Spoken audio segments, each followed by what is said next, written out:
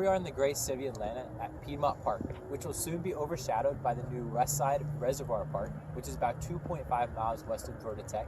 We will soon break Atlanta city records for the largest park in city history. After more than a decade of planning, Westside Reservoir Park at Bellwood Quarry is soon to be finished and open to the public next semester, spring 2020. Spanning approximately 280 acres, the old quarry and new park is visible by plane, as this park is a remarkable sight from both the sky and ground. Bellwood Quarry was bought by the city of Atlanta in 2006, and the quarry has slowly transformed over the last 13 years. The city of Atlanta hopes for the park to be a transformative location for Atlanta residents and more specifically families. The neighborhoods that are most impacted and close to the park include West Highlands, Knight Park, Howell Station, Bankhead, Grove Park, Rockdale, Hills Park, and Blandtown.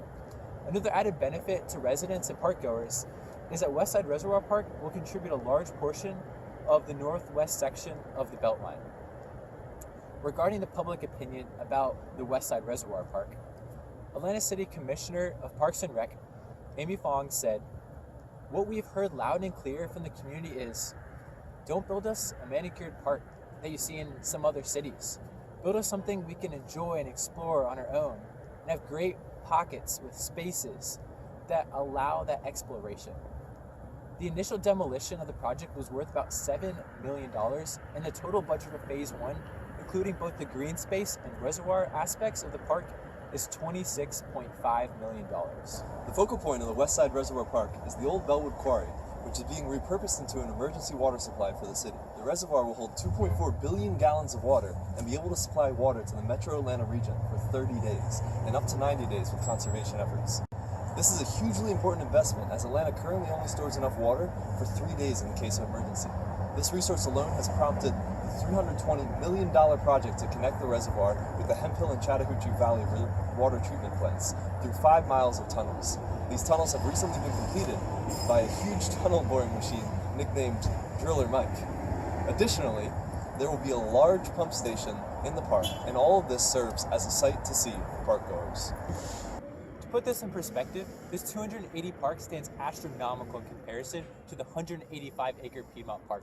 The major highlights of Phase 1 of the park opening this spring will include 1, a connecting loop for the Proctor Creek Greenway that currently runs along the outside of the quarry. 2, reconstruction of the pathways and roads around and through the property.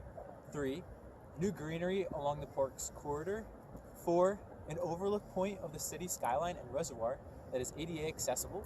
And 5, a central gated entrance and plenty of new signage, lighting, and graphics around the park, especially along the north side. The plan is set to include a multitude of recreational activities and facilities for public use. When deciding what factors to take into account to choose what facilities were of the greatest priority, the most important were public opinion, connections, practicality, funding, revenue generators, and feasibility.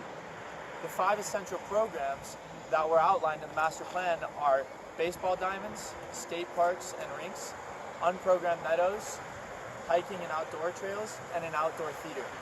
The park is going to be connected to the Beltline and the Proctor Creek Greenway and have several biking and walking paths within the park to promote walkability and connectivity.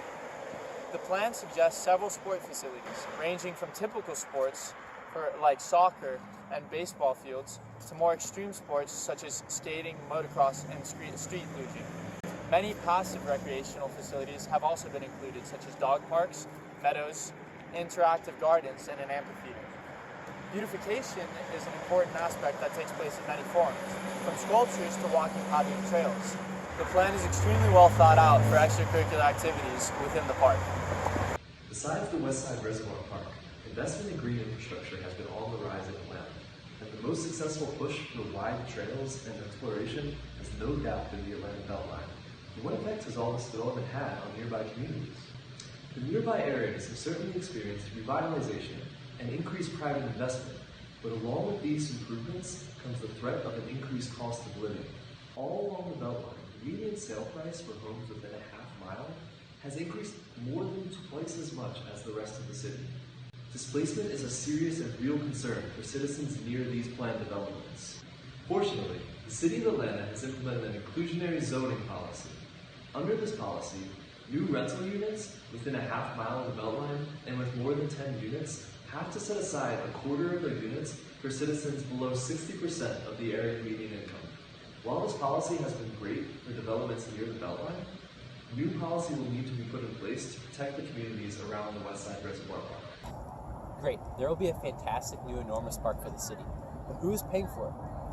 Well, the initial Phase 1 budget is $26.5 million, which over 50% has been contributed by T-Splosh. The remainder is being paid for by the City of Atlanta, which is ultimately once again from the taxpayers. However, there was a recent addition to the project, as the Arthur M. Blank Family Foundation recently awarded $17.5 million to the Beltline to benefit a 50-acre section of Bellwood Quarry to help public connectivity to the park. All in all, the major financial contributors to the park have included taxpayers and the Arthur M. Blank Family Foundation. Although the park is supposed to be an improvement for the community as a whole, revitalization projects such as this typically increase housing prices in the area, forcing owners to move as they cannot afford the changing prices. Not much is in the plan in order to mitigate displacement, but there are many affordable housing projects that will help. Barrick Built Homes has 17 acres on which it plans to build 144 affordable units. In Adair Park, 2 projects are underway that will provide a total of 197 affordable apartments. The largest project is Quarry Yard Residences, in which 27 acres of the park is in prime real estate development to be developed into state-of-the-art living. This project comprises a whopping 177 affordable units, just a stone throw away from the new Beltline segment.